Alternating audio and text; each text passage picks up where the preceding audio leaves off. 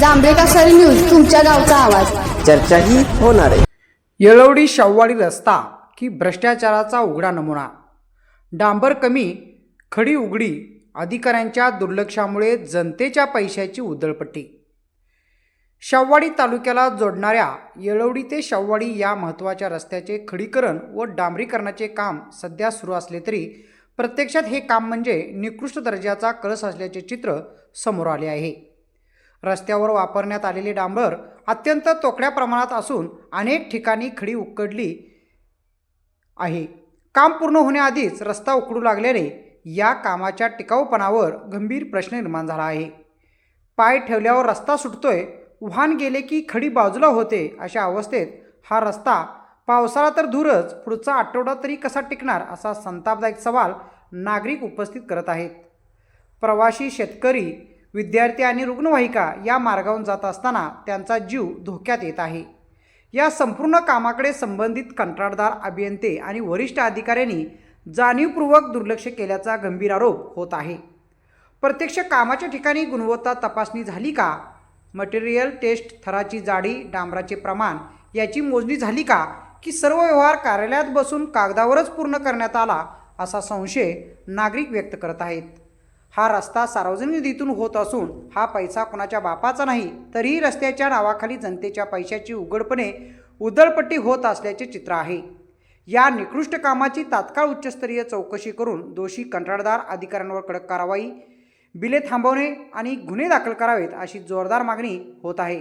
अन्यथा हा विषय रस्त्यावर थेट आंदोलन, उपोषण आणि कायदेशीर लढ्यापर्यंत नेला जाईल असा स्पष्ट इशारा येथील नागरिकांनी दिला आहे. जांभेकर न्यूजसाठी येळवडीहून राम करले.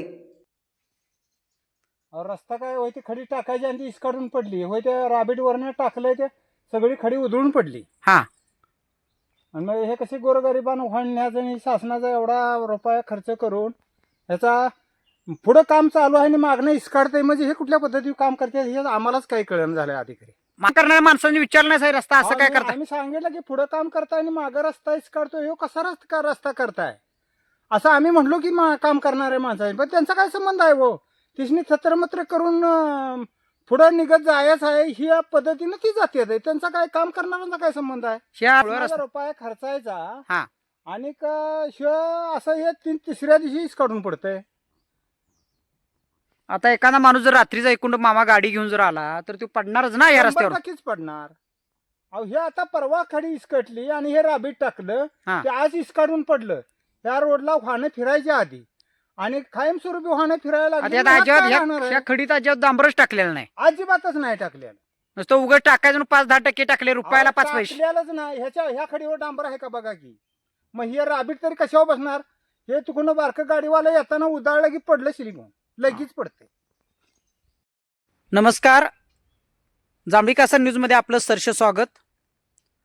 मी आज जे उभा आहे ते शाहूवाडी तालुक्याला जोडणाऱ्या येळवडी व शाहूवाडी या रस्त्यावर उभा आहे.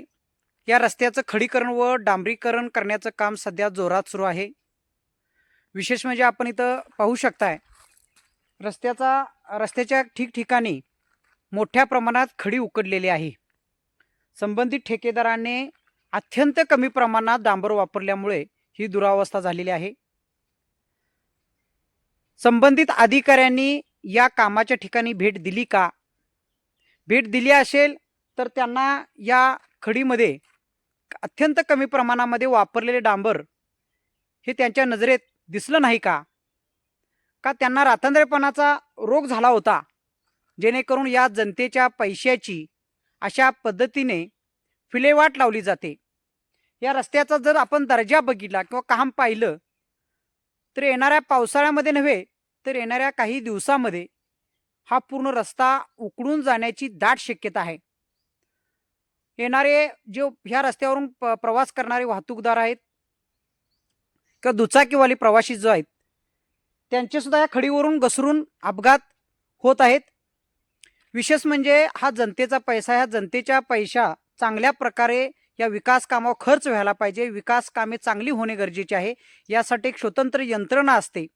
मात्र ही यंत्रणा जर गांधारीसारखी वागली असेल किंवा वागत असेल तर ह्या जनतेच्या पैशाची कशी विल्हेवाट लावली जाते हे एक मृत्यूमंत उदाहरण म्हणून आपण येळवडी शाहूवाडी तालुक्याच्या रस्त्याकडे पाहिलं तर वावगं ठरणार नाही. कोल्हापूर जिल्ह्याचे कर्तव्यदक्ष जिल्हाधिकारी म्हणून ज्यांची ओळख आहे ते अमोल येडगे साहेब यांनी या रस्त्याची पाहणी करावी व संबंधित अधिकाऱ्यांना, जे कोल्हापूरचे वरिष्ठ अधिकारी आहेत, या संबंधित रस्त्यावर देखरेख करणारे जे यंत्र विभाग आहे, बांधकाम विभाग जे आहे, त्या बांधकाम विभागाच्या अधिकाऱ्यांना च्यावर कारवाई करण्यासाठी येडगे साहेबांनी प्रयत्न करणे गरजेचं आहे.